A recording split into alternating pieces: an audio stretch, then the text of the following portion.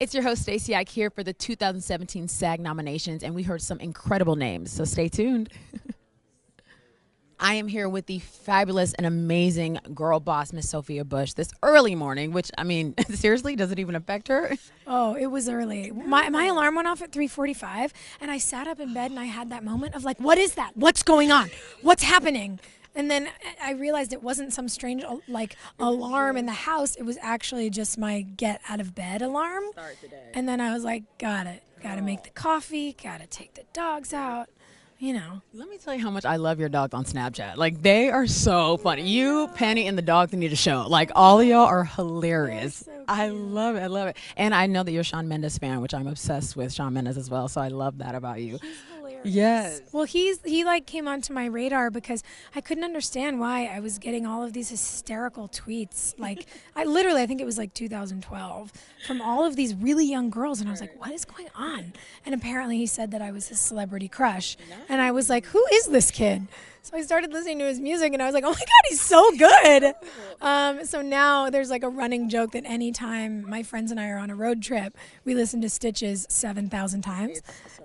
So it's always on my Snapchat, and I don't know if he's seen it, but it's pretty funny to all of us. I have a blast. So playing a police officer on Chicago PD, is there something that you've been more sensitive to or affected by, or you pay attention to more playing that role? Absolutely. You know, I think what's the most interesting to me and a perspective that we're not talking about, as we are highlighting more of the issues that civilians and the police have in America, the videos that we see and the court cases that are going on, I know the hearts and minds of the men and women on the police force who I work with, and I know that they're the most dedicated and kind and moral people.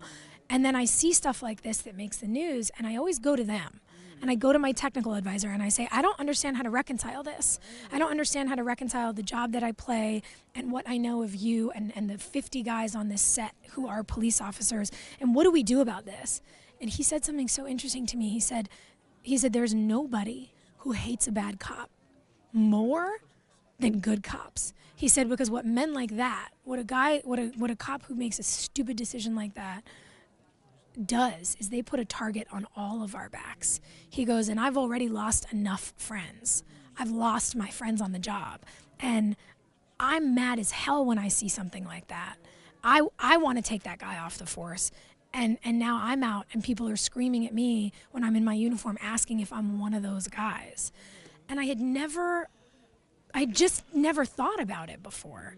And so it's been tremendously eye-opening for me to have the ability to look at both sides of the coin and start trying to figure out how, in the same ways that I'm so passionate about unity and equality in our communities and in our representation and in the way we tell our stories and in people's civil rights and marriage rights and all of these things, it makes me realize we need to start creating bridges between our citizens and our police, because the more separate they feel, the more afraid everybody is of everybody.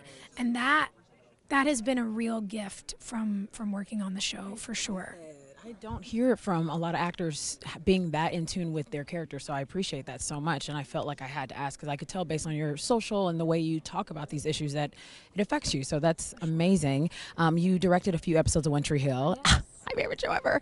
Are you going to direct any episodes of PD?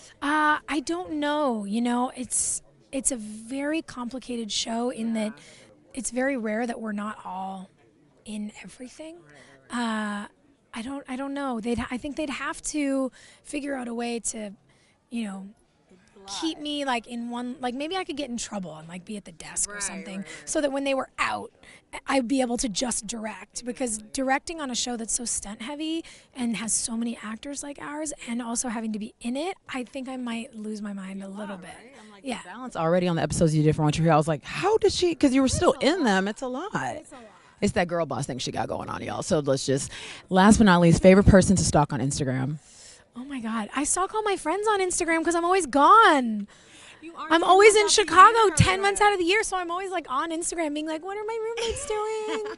What are my friends doing? I miss everybody. Call me whenever you want. I'm just like FaceTiming people from the set. You are awesome. Thank you so much for being here and being a part of this announcement. Like I said, your social really shows your heart a lot, and so I'm very appreciative to you, and I know everybody else is too. So thank you.